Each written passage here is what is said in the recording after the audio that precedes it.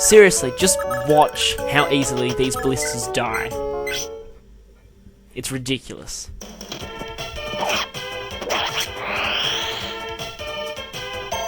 And that was someone with supposedly low strength.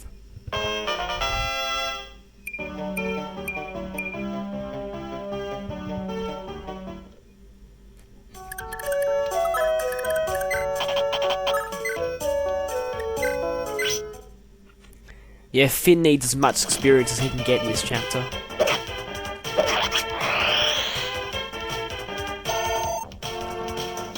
Because he should hopefully be promoted by the end of the next one.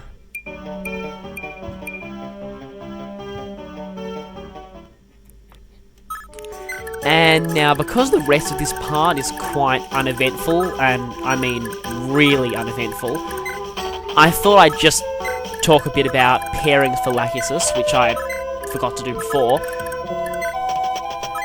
Lachesis is a bit of a contrast to Ira in that there aren't really that many truly decent pairings for her. The main one, which most people generally go for, is Beowulf, who will be joining a bit later in this chapter, simply because it's very easy to make and gives pretty decent stats for both children. Another good pairing is Finn. However, I really wouldn't recommend that to a first-time player because it's a massive pain in the ass to do.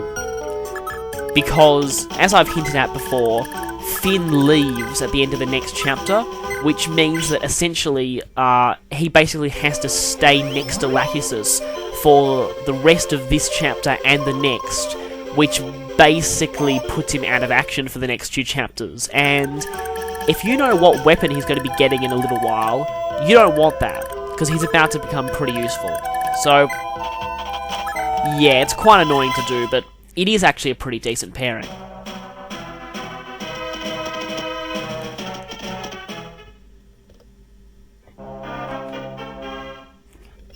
I mean, those two are the main ones, but I've actually seen on forums suggestions of Lachesis and Azel, and now that I think about it, that's actually pretty decent, because, well, it's the only real pairing that makes her daughter have decent magic growth, so it makes her a better healer. But because of Lachesis' Hazel Blood, which gives a boost to strength, her son won't be completely screwed over like Edain's son is if you pair her with Azel. It's actually alright. I'd recommend trying this out, you know, for anyone who's looking for something a bit different. But, I mean, yeah, this playthrough I'm going for Beowulf, and generally for most people it's either Beowulf or Finn if they have the patience.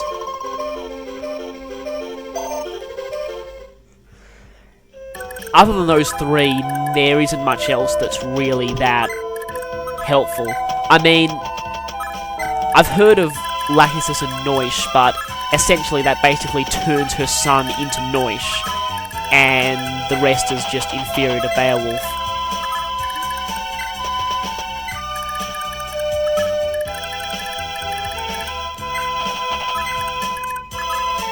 Although I have heard some people say that Lachesis and Dew would be a good pairing if her son could inherit Soul.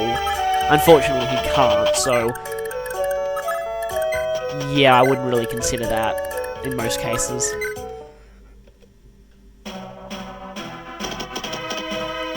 Oh, stupid NPC paladins. I wish I could just order them to go down to the bottom corner of the map and stay there.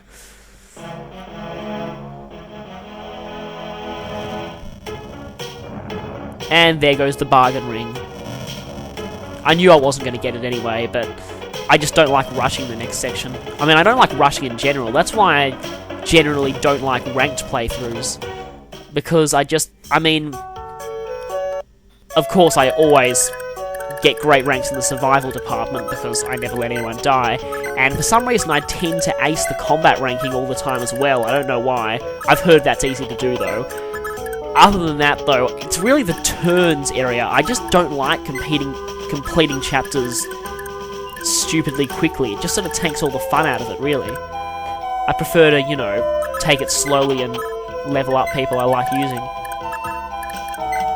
That's just my view, basically. I tend to get overall Bs, sometimes Cs, if I'm playing hard mode in general.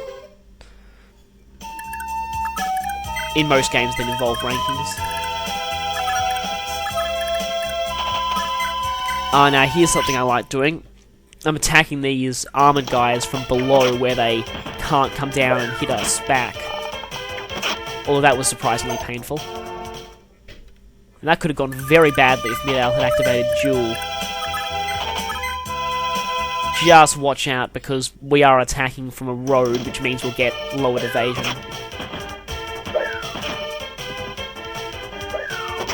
But since Javelins are ridiculously heavy in this game, you're pretty much guaranteed to double attack these guys. Finn even pulls it off with his own Javelin, which is actually pretty hard to do. And as you might see down there, I'm moving Arden into position for his secret event.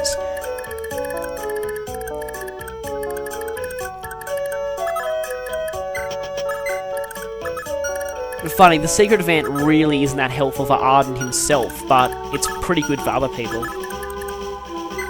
More on that when we get to it. What am I trying to do with Lex here? Oh, just attacking them, basically. Don't know why I use the hand axe, though.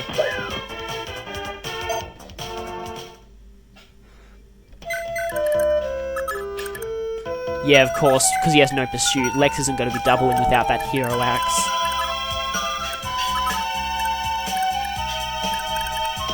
Oh, screw it, I'll just get Sigurd to go in there.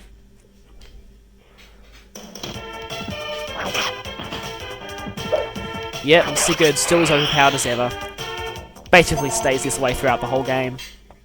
As I've said, he's a lot like Radiant Dawn Ike.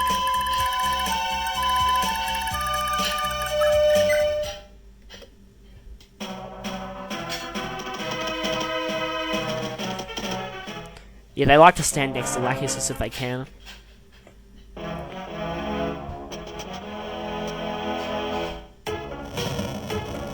And most of the rest of these villages just give gold, but I like to save as many as I can, just because I'm a bit of a perfectionist in that way. The bottommost village, though, gives you an item, which I am going to get. And again, just healing with Lachesis whenever I get the chance.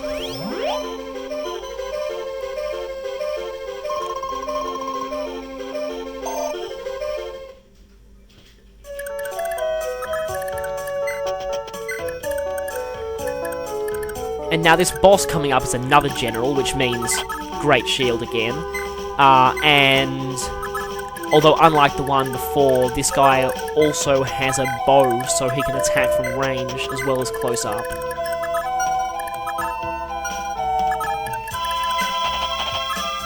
Yeah, in this game, generals can actually use swords, lances, axes, and bows. Unlike most other games where they generally can only use 2 of those. Except in Sacred Stones where they could use 3. And Radiant Dawn.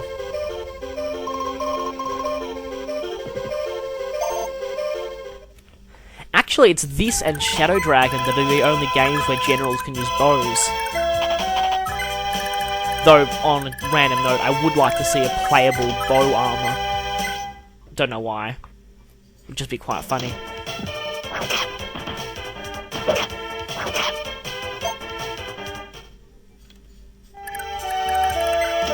Right, I think I'll just finish that guy off with whoever.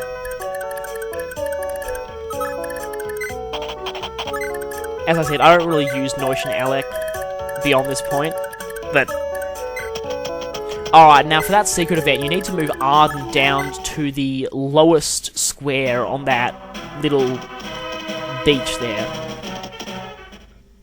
Now, I like to let the boss attack us first. That way we generally take less damage.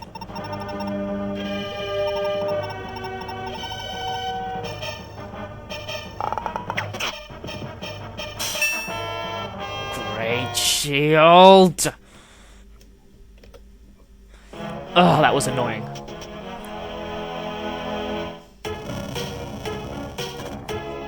Yes, you'll see why I hate Great Shield so much. And if you play this game, you'll learn to hate Great Shield too, I'll guarantee you that.